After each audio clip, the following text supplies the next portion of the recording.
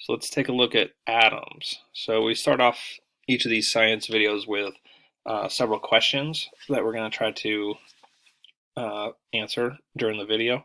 So ionic and covalent bonding, being familiar with that. Um, valence electrons, the subshells, um, understanding groups as they fit into the periodic table. If you're not familiar with that, we'll go over that. Average number of neutrons, how do we go about calculating that? And some stuff about isotopes. Okay. So as we get started here, just some basics. Elements are substances that cannot be broken down into other substances. Atoms are the smallest component of an element that retain the properties of that element. Molecules are two or more atoms that are bonded together. Atoms are made up of a nucleus and an orbital cloud that surrounds that nucleus. So we'll get more into that here in a minute. Neutrons are particles in the nucleus that have no electrical charge. Protons are positively charged particles in the nucleus. Electrons have a negative charge.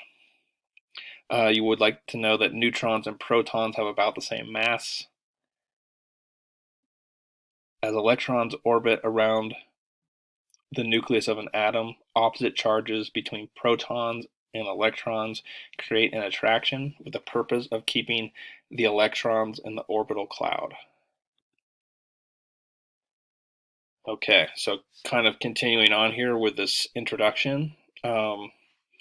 Isotopes are variants of a particular chemical element which differ in neutron number. All isotopes of a given element have the same number of protons in each atom. The meaning behind the name is that different isotopes of a single element occupy the same position on the periodic table. And we'll be going into isotopes a little bit more here in a minute too. Ions are atoms that are not electrically balanced because they have either added or lost electrons. And so within ions, we need to be familiar with cations and anions. So simply a cation is the result of electrons being lost, and so it has a positive charge. An anion is the result of an atom having extra electrons, a negative charge. Okay, and then ionic and covalent bonds. So I think we had a question on ionic and covalent bonds. Let's go over them first, and then we'll take a look at the question. Ionic bonds are a chemical bond formed between two ions with opposite charges. Ionic bonds form when one atom gives up one or more electrons to another atom. These bonds can form between a pair of atoms or between molecules and are the type of bond found in salts, for example. Okay, so ionic bonds, what we really wanted to hear there was two ions with opposite charges. We need at least to know that. Covalent bonding is when each atom shares a pair of electrons, with each atom contributing one electron. Many organic compounds, such as carbohydrates, result from covalent bonding. Okay, so let's go back to the question. Pretty simple. All right, most of these questions really are pretty simple. What is the difference between ionic and covalent bonding? Okay, so with ionic bonds, the thing we wanted to remember was that we had two ions with opposite charges. Where with covalent bonding, when we said we have each atom shares a pair of electrons.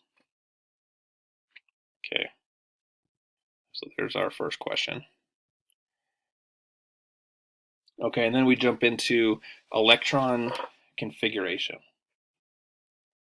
Okay, so each orbital can hold two electrons, and then we have these subshells. The S subshell contains one orbital and therefore can hold only two electrons. Next is the P subshell, which contains three orbitals and can hold 6 electrons. After that, the D subshell contains 5 orbitals and can hold 10 electrons. All right, I believe that also connects to a question. Right, so on that third bullet point, we see the P subshell contains blank orbitals. right? And we want to know that the p subshell contains 3 orbitals and therefore can hold 6 electrons. Remembering that it's 2 electrons per orbital.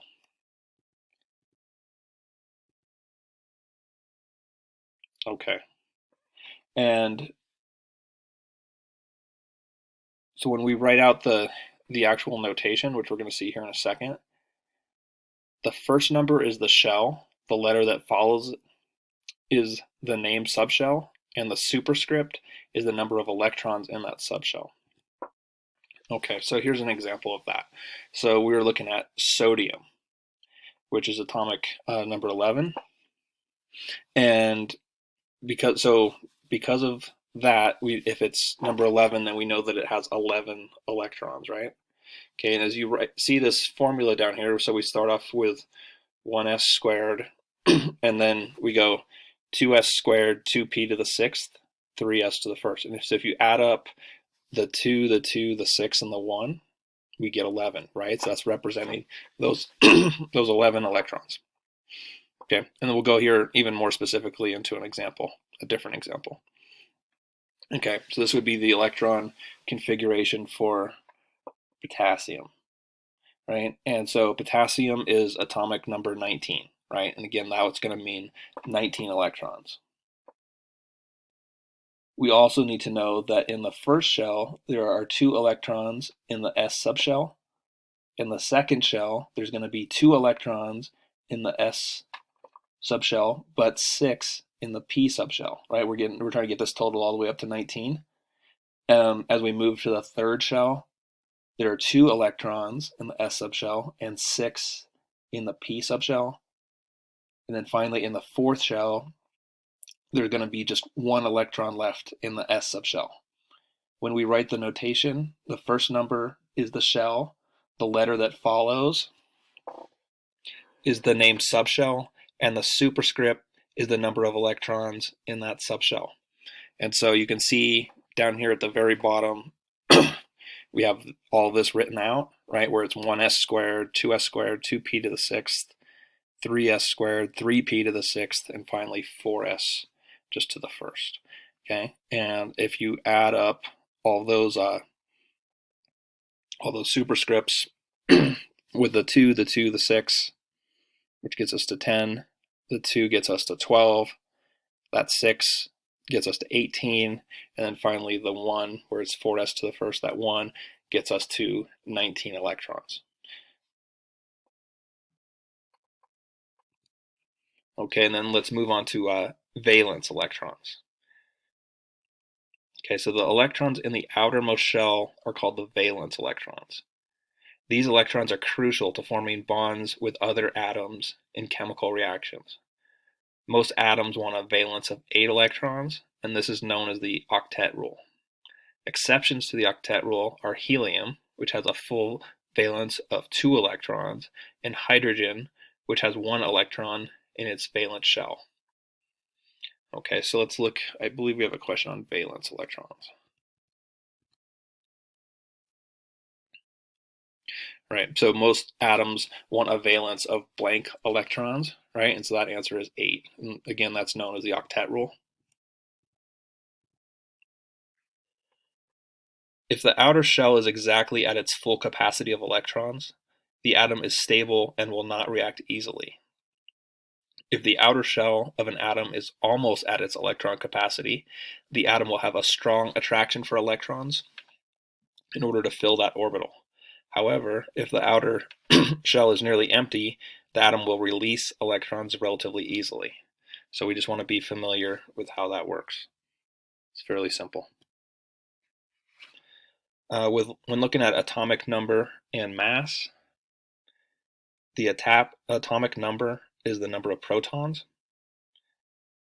The number of protons is the number of electrons. And the mass of an atom is protons plus neutrons. Okay, so that obviously brings up the question, is how do we find the number of neutrons? So the number of neutrons is the atomic mass minus the protons. So the atomic mass of the most common isotope is shown in the periodic table. For example, nitrogen is atomic number 7, and the mass of its most common isotope is 14, and therefore there are 7 neutrons. All right, so as we look here at the periodic table, periods are the different rows of elements. These periods are related to the shells of the electrons. As an example, potassium is in the 4th period and has an outermost shell of 1 electron, and therefore its valence configuration is 4s to the 1st.